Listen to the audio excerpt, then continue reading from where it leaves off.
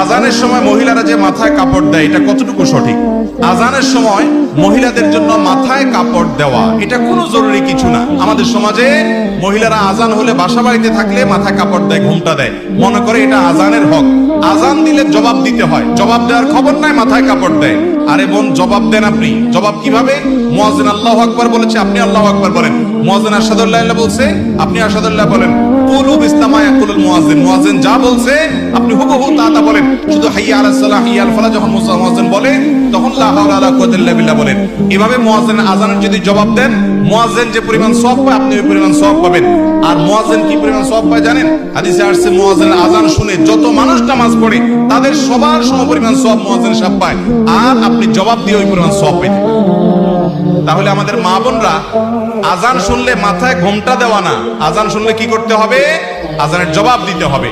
হ্যাঁ, আপনি যদি বাহিরে বেপর্দা থাকেন তাহলে আজান শুনলেও ঘোমটা দিবেন, আজান না শুনলেও ঘোমটা দিবেন। আর বাসা বাড়িতে গৃহস্থলী কাজে আছেন, এখানে আপনার শ্বশুর আছে, আপনার স্বামী আছে, অন্য কেউ গায়ে মাহারাম নাই, আপনার ঘোমটা দেওয়ার দরকার নেই। আজান শুনে এটা কোনো আবশ্যক বিষয় নয়। আজানের সময় মহিলারা যে মাথায় কাপড় দেয় এটা কতটুকু সঠিক? আজানের সময় মহিলাদের জন্য মাথায় কাপড় দেওয়া এটা কোনো জরুরি কিছু না। আমাদের সমাজে মহিলারা আজান হলে বাসা বাড়িতে থাকলে মাথায় কাপড় দেয়, ঘুমটা দেয়, মনে করে এটা আজানের হক। আজান দিলে জবাব দিতে হয়, জবাব দেওয়ার খবর নাই, মাথায় কাপড় দেয়।